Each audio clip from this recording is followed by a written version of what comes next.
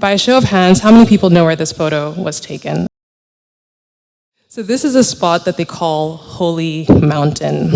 And I'm sure we've all felt that feeling when you step off of the plane or the car in your rural communities and you feel a sense of peace rush over your body. Now, it turns out that is not imagined.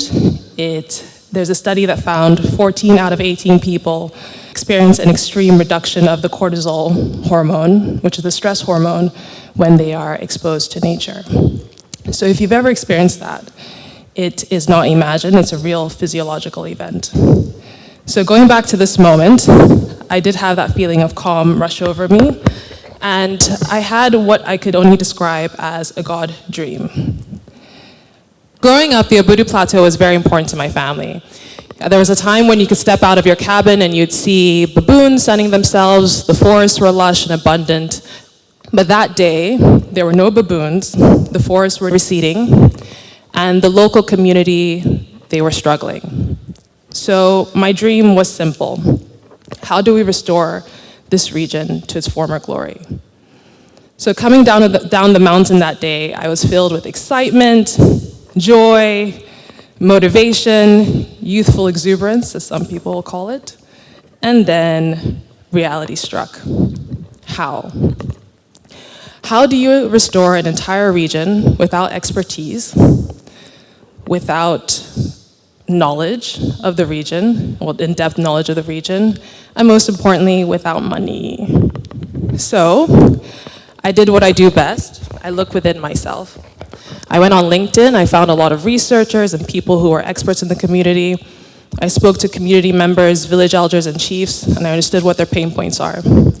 And then I would take my itty-bitty salary, and I'd put it towards the conservation efforts back at the mountain. That didn't go very far.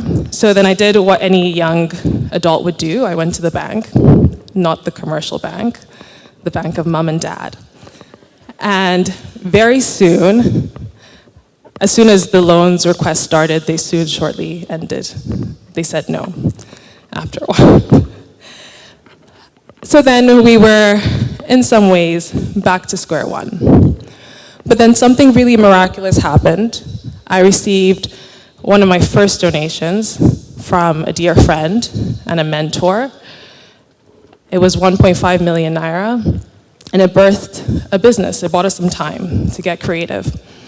And we were able to start Joe's Farm, which was a temperate fruits and vegetables farm. We had Spar as our off-taker. We also started a tourism business. We were partnering with many well-known tourism companies throughout Nigeria, bringing them up, again, using the resources that we already had. Now, that mentor went on to be my husband, so we can say that the donation worked. But then, all good things come to an end. COVID happened. So we found that the supply chains collapsed. The tourism business ended. Actually, the day we had one of our largest groups coming in was the day that the federal government announced they were going to be closing down the state borders. So we had to cancel that tour. We lost a lot of money, and we were back to square one. But during COVID, something even better happened. I was still working my day job, and I received a phone call, and someone said they brought a monkey to the conservation center. A hunter had caught a monkey in a snare trap, and they brought it to our center. So again, I am not a zoologist, I am not a vet, I'm not a primatologist, there are a lot of things I am not. But I do know people who are. So we got that monkey down to the closest vet, wildlife vet, and they checked it out. And we were all stunned because it was a monkey that was thought to have been extinct. So that gave us a wonderful idea. During COVID, we applied for a grant, and we were successful. And that grant allowed us to pivot and start focusing on conservation research in the region. What we found from our research was one of the greatest discoveries of our lifetime, which is the Precious Guion monkey. It may mean nothing to you in the room, but it was pretty cool to us. So it was a monkey or a primate that had thought to be extinct in the region for decades, had never been sighted. And we rediscovered it, and we also caught it on camera. Thank you.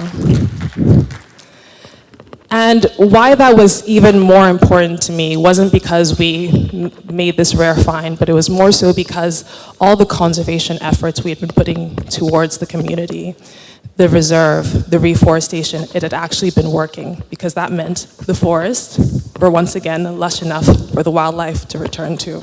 As I mentioned, I still had my wonderful day job. I was a researcher with family offices and also an investor. And I wanted to get deeper into investing. So on one hand, you had Nela the conservationist, and on the other hand, you had Nela the capitalist, who wanted to make large, stupid sums of money, but the goal was always the same: how do we lead this back into the environment for Africa? So again, I looked into my resources. We had a dear family friend who introduced me to the founder of a hybrid fund and founder community.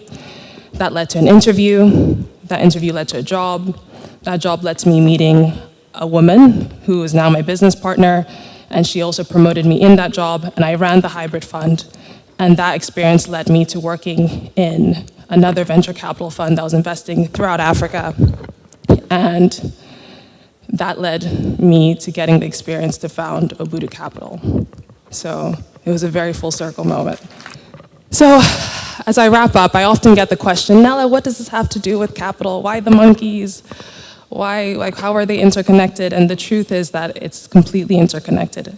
Everything has to do with your resources, and capital is just one of them. So whilst I was putting together this fine presentation for you lovely people, I had the joy of coming up with a resource hierarchy that I found worked in my life.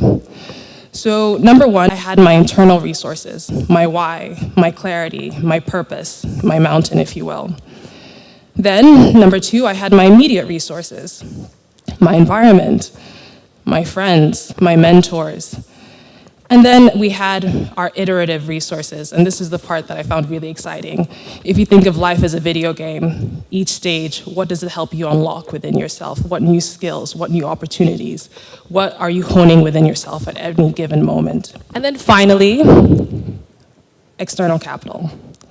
Only when those 3 points had been met did external capital now count. So I'm sure we've all seen very wealthy people who've started businesses and failed, and we've also seen very scrappy young entrepreneurs who've started businesses and they become billion-dollar companies. When you start from number one, you tend to succeed, but when you start from 4, you tend to fail. So if we go back to young Nela at Holy Mountain, the reason this moment changed my life was not because I had the perfect plan, but it was because I returned to something that felt natural to me. So similar to that feeling when you step off the plane into your rural community back home, that feeling of peace, that feeling of calm, it's also felt when you return to your purpose. Instead of focusing on what you don't have, you should focus on what you do. And I know it's easier said than done. It is much easier said than done. But when you do focus on what you do have, something wonderful happens. Your resources multiply. One step leads to another. One opportunity unlocks the door. And your dream, that God dream, starts to unfold itself. So today I ask you, what resources are already in your hand? And I beg that you start there. Thank you.